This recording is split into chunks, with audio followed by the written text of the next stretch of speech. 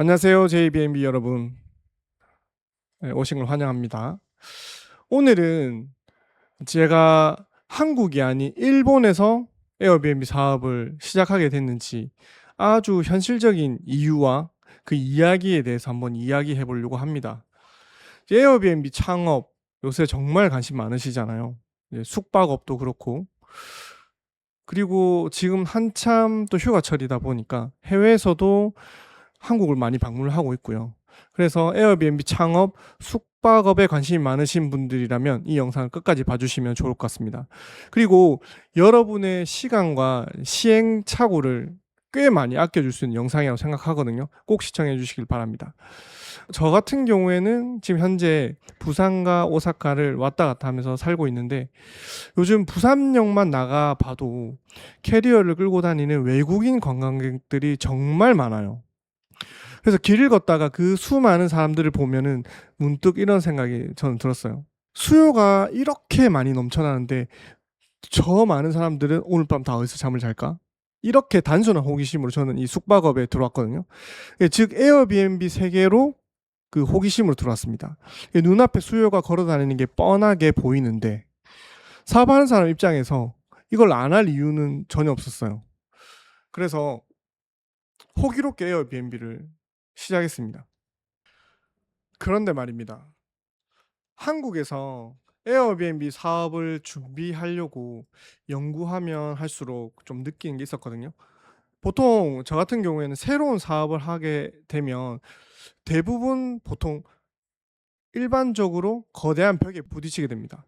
저 같은 경우에는 이제 에어비앤비 사업을 하면서 느낀 게 바로 규제에 대한 것이었거든요.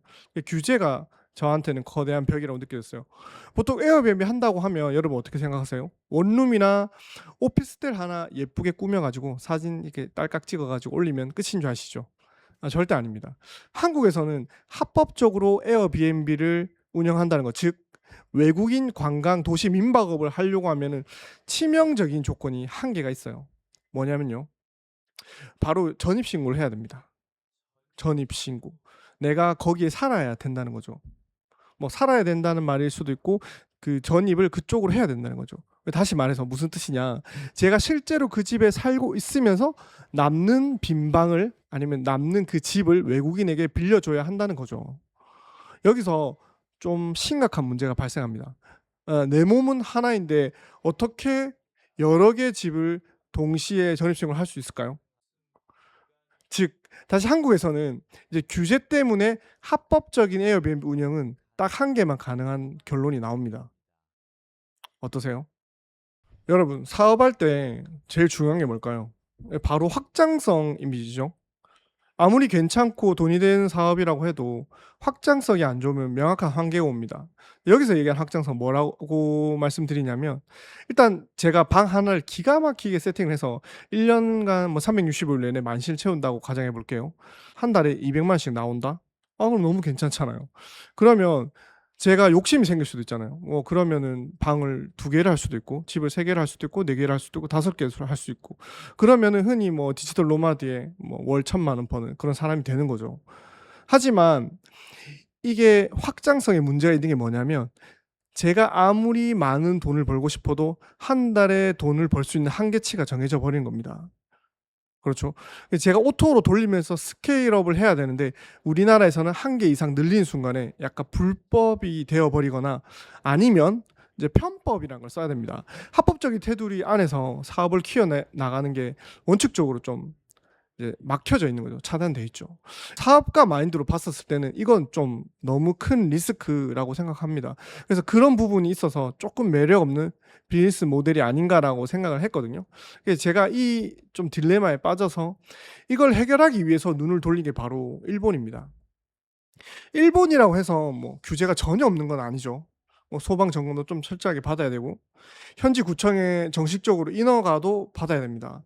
하지만 결정적 차이가 있죠. 일본에서는 제가 그 집을 살지 않아도 다시 말해서 뭐 전입신고를 하지 않아도 합법적으로 여러 개의 객실을 운영할 수 있어요. 제가 감당만 할 수 있다면 오사카 같은 그 관광 수요가 되게 넘쳐나는 거 여러분 모두 잘 아시잖아요.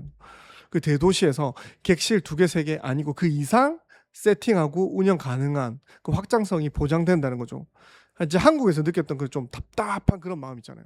천장에 막혀 있다는 거. 일본에서 사업을 하면서 그게 이제 뻥 뚫리는 거였죠. 그래서 제가 한국이 아닌 일본을 선택한 이유는 바로 그겁니다. 명확합니다. 그래서 비즈니스로서의 가치 그리고 여러 개 확장할 수 있는 그런 합법적인 인프라, 저는 바로 그게 매력이었다고 생각합니다. 네. 오늘 영상은 여기까지입니다. 영상이 도움이 되셨다면 구독, 좋아요 부탁드리고요. 일본 에어비앤비 창업에 대해서 뭐 궁금하신 점이 있다든지 뭐 질문 있으시면 언제든지 댓글 남겨주세요. 지금까지 영상 시청해 주셔서 감사드립니다. 저희는 JBNB였습니다. 감사합니다.